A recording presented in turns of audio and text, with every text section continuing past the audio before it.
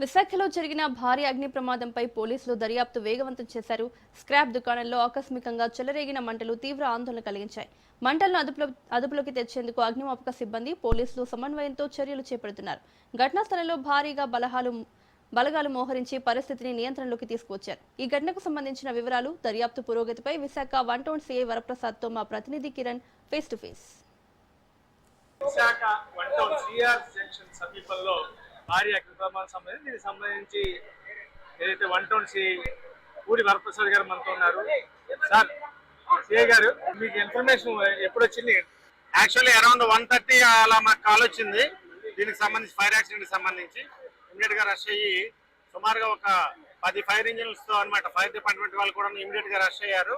At the same time port authorities నుంచి కూడాను fire engines తెచ్చి వాటిని అనమాట ఎంగేజ్ చేయడం జరిగింది.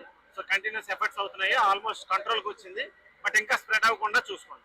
ఇది పర్టికులర్ మనం చూసుకుంటే ఫైర్ సేఫ్టీ లేకపోవడం అనేది పర్టికులర్ గా అన్ని చోట్ల ఈ పరిస్థితులకు కారణం అవుతుంది.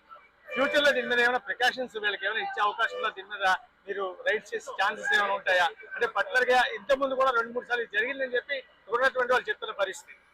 అవన్నీ కూడాను ఇదంతా కంట్రోల్కి వచ్చిన తర్వాత దర్యాప్తులో భాగంగా ఏవి ఉన్నాయి ఏం లేదని చూసి దాన్ని బట్టి మేము అకార్డింగ్లీ యాక్షన్ తీసుకుంటాం. ఎవరికైనా ప్రమాదం జరిగిందా? ఈ ఘటనలో ఏం లేదు, ప్రాణ నష్టాలు అయితే ఏం లేదు. ఓన్లీ ప్రాపర్టీని స్క్రాప్ షాప్ వల్ల కొద్దిగా థ్యాంక్ యూ.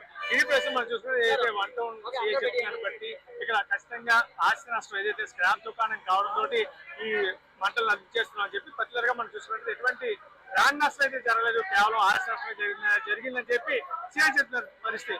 మంటల్ని దాదాపుగా అదుపులోకి తీసుకొస్తున్నారు. దాదాపు 10 ఫైర్ ఇంజన్లు ఈ మంటల్ని అదుపు చేస్తూ కంట్రోల్ చేస్తున్న పరిస్థితి మనం చూసుకుంటే ఫైర్ బాల్స్ కూడా వినియోగిస్తూ ఇప్పటికే మంటల్ని కంట్రోల్ చేస్తారు.